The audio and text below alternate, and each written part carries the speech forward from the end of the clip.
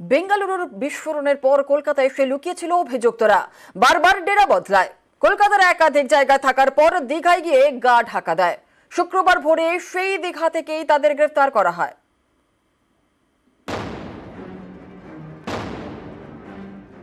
বেঙ্গালুরুতে বিস্ফোরণ, বাংলায় গ্রেফতার। দীঘা থেকে পাকড়াও দুই সন্দেহভাজন জঙ্গি, আব্দুল মতিন তোহা, মুসাফির হোসেন সজীব।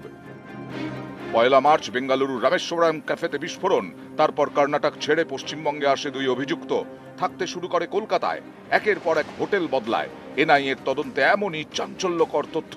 সন্দেহভাজন এই দুই জঙ্গি গত মাসে কলকাতার বিভিন্ন হোটেলে থেকেছে নাম ভাড়িয়ে, ভুয়ো পরিচয়পত্র দেখিয়ে।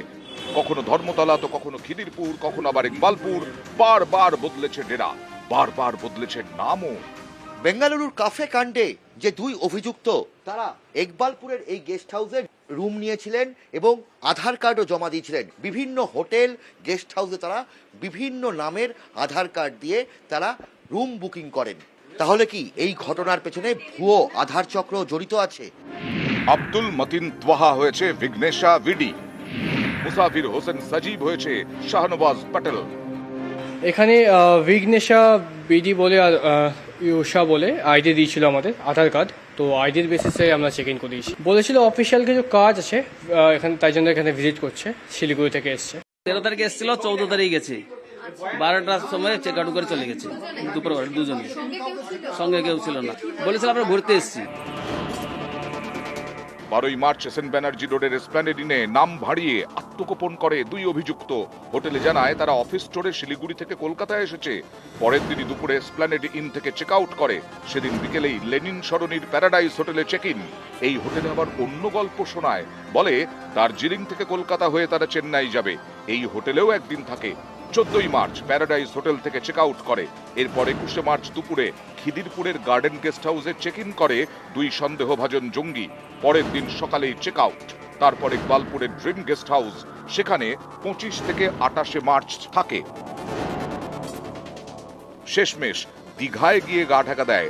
স্থানীয়দের দাবি, দীঘাতেও এই দুই সন্দেহভাজন জঙ্গি একাধিক হোটেলে থেকেছে।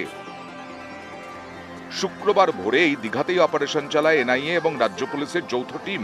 গ্রেফতার করে দুই সন্দেহভাজনকে এই হোটেল থেকে।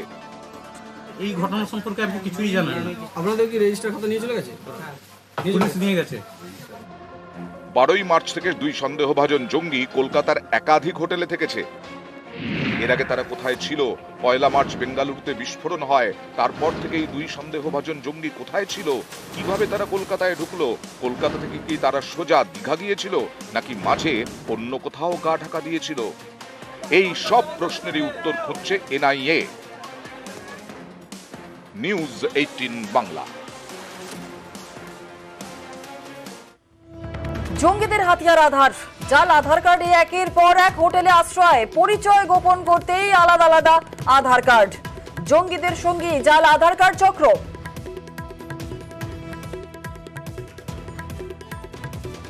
আব্দুল মতিন তোহা প্যারাডাইস হোটেলে ওঠে আনমোল কুলকার্নি নাম নিয়ে।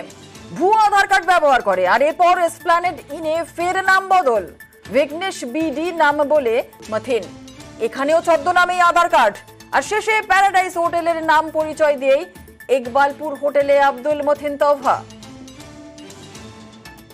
প্রথমে প্যারাডাইস হোটেল, আর সেখান থেকেই ইউসা শাহনওয়াজ প্যাটেল ছদ্মনামে চেক ইন করে।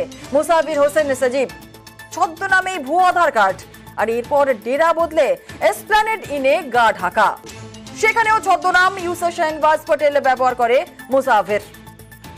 তৃতীয় ডেরা ইকবালপুর হোটেলেও নাম বাড়িয়ে রুম নিয়েছিল মুসাফির হোসেন সজীব।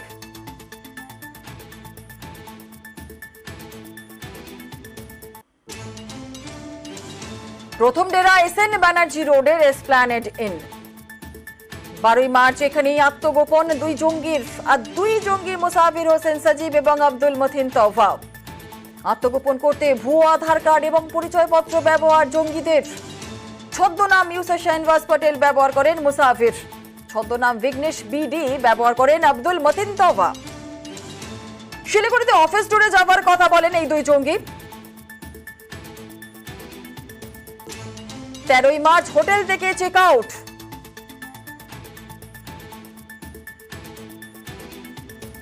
দ্বিতীয় ডেরা লেনিন সরণির প্যারাডাইস হোটেল।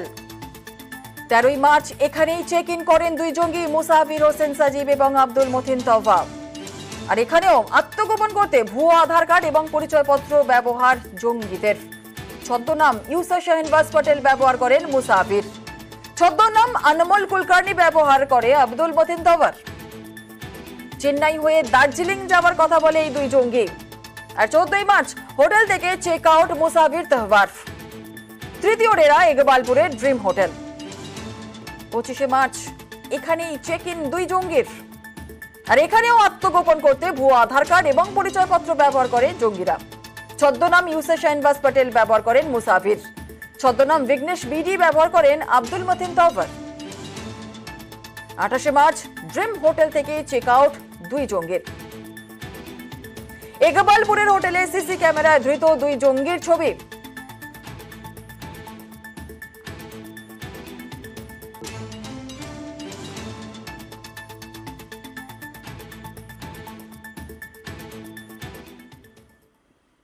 মার্চে বেঙ্গালুরুতে বিস্ফোরণ, এপ্রিলে বাংলা থেকে গ্রেফতার সন্দেহভাজন দুই জঙ্গি।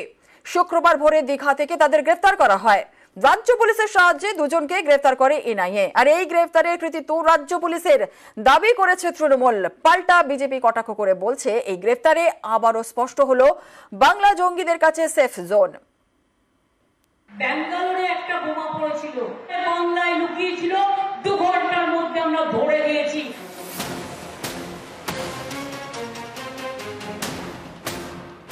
পয়লা মার্চ কর্ণাটকের বেঙ্গালুরুর রামেশ্বরম ক্যাফেতে বিস্ফোরণ, তদন্তে নামে কেন্দ্রীয় এজেন্সি এনআইএ। সেই ঘটনায় বাংলা থেকে গ্রেফতার দুই সন্দেহভাজন জঙ্গি। এনআইএ এবং রাজ্য পুলিশের জয়েন্ট অপারেশনে সাফল্য।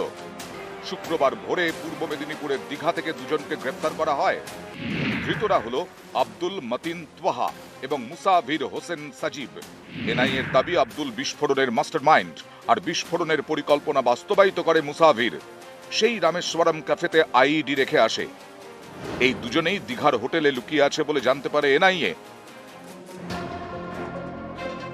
বৃহস্পতিবার রাতে রাজ্য পুলিশকে জঙ্গিদের গতিবিধির বিষয়ে জানায় এনআইএ।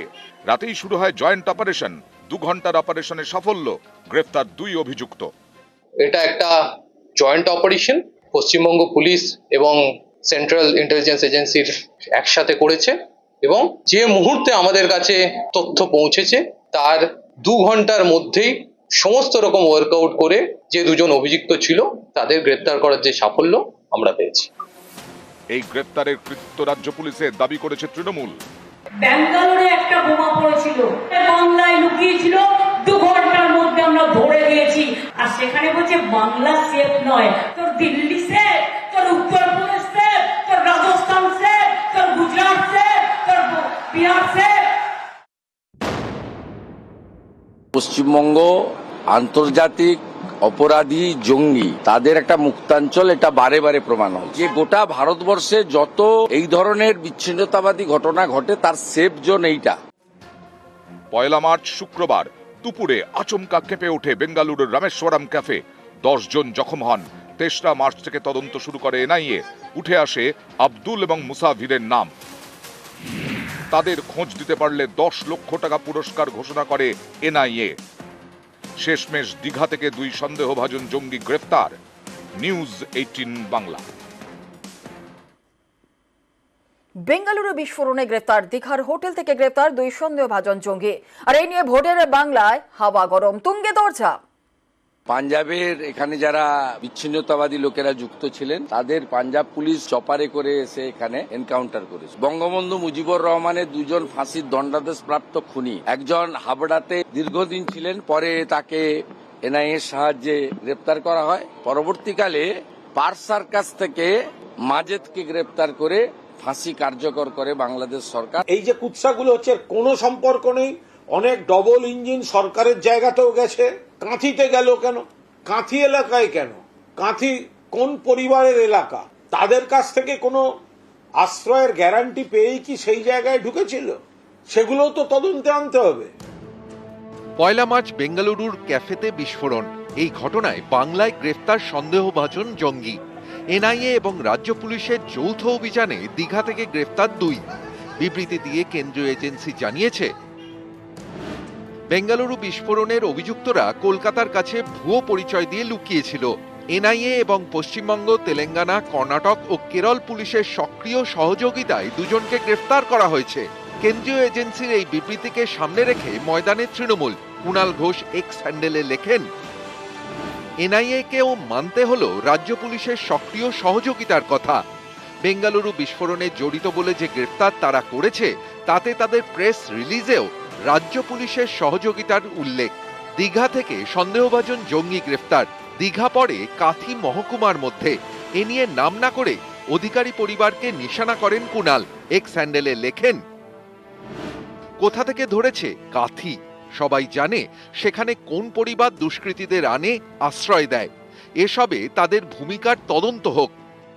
কাঁথিতে কেন? কাঁথিতে পাওয়া গেল কি কানেকশন? কি করে আশ্রয়টা এখানে পেল যারা এই কার্যকলাপ করেছিলেন রামেশ্বরম ক্যাফেতে? এটা নিয়ে বিজেপি এড়িয়ে যাওয়ার জন্য সেটাকে কিভাবে প্রলেপ দেয়া যায় যে ওখানে কানেকশনটা কি, আশ্রয় কে দিয়েছে, কোন পরিবার ওখানে আছে, এবং কাঁথিতে কেন ধরা পড়েছে সেটাও বা কার দিকে ইঙ্গিত আছে সেটাও তাতে এনআইএ কে ইনভেস্টিগেট করতে হবে। এর আগেও যখন সংসদে স্মোক বোম ফেলা হলো, তার সাথে বাংলার যোগসাজশ পাওয়া গেল।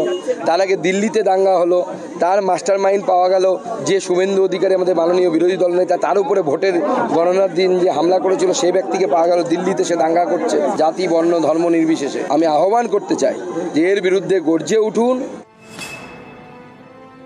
আজকে দুর্ভাগ্য আমাদের বাঙালি হিসাবে, যেখানে রাষ্ট্র বিপ্লবের উত্থান হয়েছে, জনগণমন বন্দে মাতরম লেখা হয়েছে, সেখান থেকে দেশদ্রোহীদের তার জুড়তে পাওয়া যাচ্ছে। আর এই যে টিএমসি সরকার আছে, এরা এদেরকে শেল্টার দিচ্ছে, এদেরকে সহযোগিতা। আমার প্রশ্ন, তারা কাঁথিতে লুকিয়েছিলেন, বিজেপির তো নাকি বিরাট সংগঠন কাঁথিতে, তাদের নেতারা কেন জানতে পারেননি? হয় বলুন সংগঠন দুর্বল হয়ে গেছে, তৃণমূল এবার সিট জিতে যাবে, আর না হলে বলুন আপনারা সংগঠন থাকা সত্ত্বেও আশেপাশের খোঁজ পাননি কোথায় জঙ্গি লুকিয়ে রয়েছে। তৃণমূলের ঘাড়ে এই দোষ চাপিয়ে কোনো লাভ নেই। নিউজ 18 বাংলা।